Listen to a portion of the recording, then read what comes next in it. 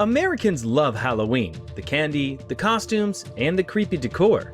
But as beloved as the holiday is in the States, it didn't originate there. In fact, the history of Halloween dates back thousands of years to the Celtic celebration Samhain, a festival that marked the end of the harvest and the start of the new year. The day was also said to be a time when the veil between the living and the dead was the thinnest, and when humans could communicate with those beyond the grave. This year, before you go trick-or-treating or put on that trusty witch costume, take some time to learn about the dark history of Halloween.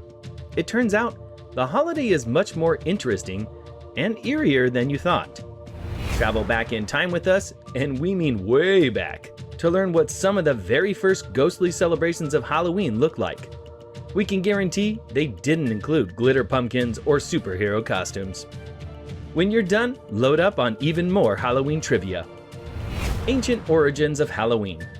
Halloween's origins date back to the ancient Celtic festival Samhain. The Celts who lived 2,000 years ago, mostly in the area that is now Ireland, the United Kingdom, and northern France, celebrated this new year on November 1st. This day marked the end of summer and the harvest and the beginning of the dark, cold winter, a time of year that was often associated with human death. Celts believed that on the night before the new year, the boundary between the worlds of the living and the dead became blurred. On the night of October 31st, they celebrated Samhain, when it was believed that the ghosts of the dead returned to Earth. In addition to causing trouble and damaging crops, Celts thought that the presence of the otherworldly spirits made it easier for the Druids or Celtic priests to make predictions about the future. For people entirely dependent on the volatile natural world, these prophecies were an important source of comfort during the long, dark winter. To commemorate the event, Druids built huge sacred bonfires where the people gathered to burn crops and animals as sacrifices to the Celtic deities. During the celebration, the Celts wore costumes typically consisting of animal heads and skins, and attempted to tell each other's fortunes. When the celebration was over, they relit their hearth fires, which they had extinguished earlier that evening, from the sacred bonfire to help protect them during the coming winter. By 43 AD, the Roman Empire had conquered the majority of Celtic territory. In the course of the 400 years that they had ruled the Celtic lands, two festivals of Roman origin were combined with the traditional Celtic celebration of Samhain. The first was Feralia, a day in late October when the Romans traditionally commemorated the passing of the dead. The second was the day to honor Pomona, the Roman goddess of fruit and trees. The symbol of Pomona is the apple, and the incorporation of this celebration into Samhain probably explains the tradition of bobbing for apples that is practiced today on Halloween. All Saints' Day. On May 13, 609 AD, Pope Boniface IV dedicated the Pantheon in Rome in honor of all Christian martyrs, and the Catholic feast of All Martyrs' Day was established in the Western Church. Pope Gregory III later explained the festival to include all saints as well as all martyrs and moved the observance from May 13th to November 1st. By the 9th century, the influence of Christianity had spread into Celtic lands, where it gradually blended with and supplanted older Celtic rites. In 1000 AD, the Church made November 2nd All Souls' Day, a day to honor the dead. It's widely believed today that the Church was attempting to replace the Celtic Festival of the Dead with the related Church-sanctioned holiday. All Souls' Day was celebrated similarly to Samhain, with big bonfires, parades, and dressing up in costumes as saints, angels, and devils. The All Saints' Day celebration was also called All Hallows or All Hallowmas, from Middle English Hallowmis, meaning All Saints' Day. And the night before it, the traditional night of Samhain in the Celtic religion began to be called All Hallows' Eve, and eventually Halloween. Halloween comes to America. The celebration of Halloween was extremely limited in colonial New England because of the rigid Protestant belief systems there. Halloween was much more common in Maryland and in the southern colonies. As the beliefs and customs of different European ethnic groups and the American Indians meshed, a distinctively American version of Halloween began to emerge. The first celebrations included play parties, which were public events held to celebrate the harvest. Neighbors would share stories of the dead, tell each other's fortunes, dance, and sing. Colonial Halloween festivities also featured the telling of ghost stories and mischief-making of all kinds. By the middle of the 19th century, annual autumn festivities were common, but Halloween was not yet celebrated everywhere in the country. In the second half of the 19th century, America was flooded with new immigrants.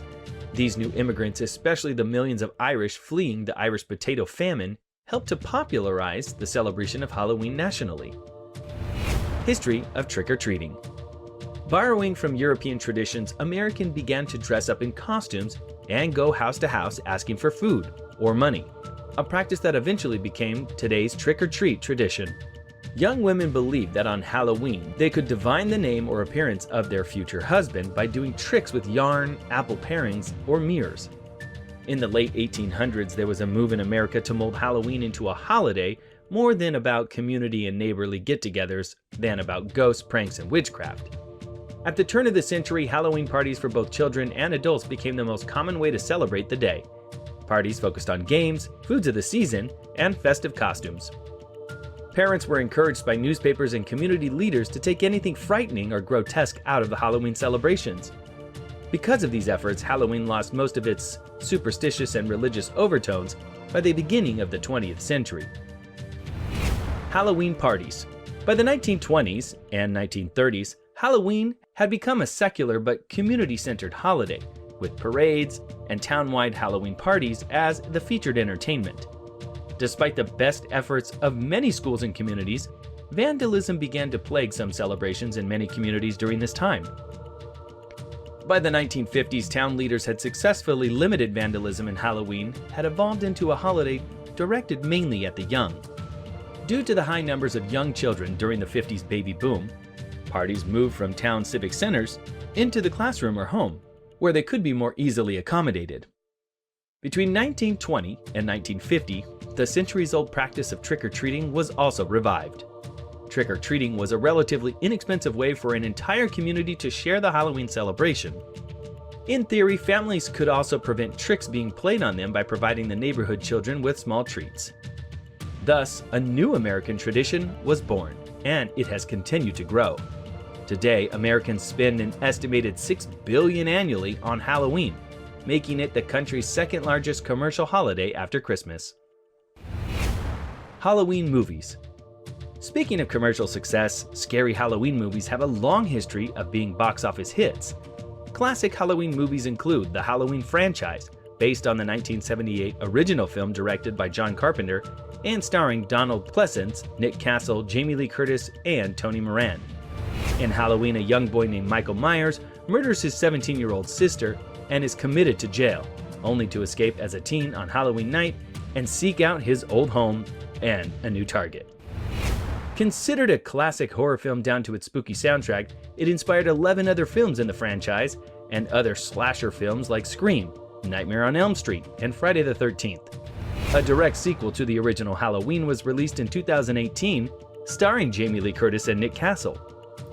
More family-friendly Halloween movies include Hocus Pocus, The Nightmare Before Christmas, Beetlejuice, and It's a Great Pumpkin, Charlie Brown. All Souls Day and Soul Cakes. The American Halloween tradition of trick-or-treating probably dates back to the early All Souls Days parade in England. During the festivities, poor citizens would beg for food and families would give them pastries called soul cakes in return for their promise to pray for their family's dead relatives. The distribution of soul cakes was encouraged by the church as a way to replace the ancient practice of leaving food and wine for roaming spirits. The practice, which was referred to as going a-souling, was eventually taken up by children who would visit the houses in the neighborhood and be given ale, food, and money.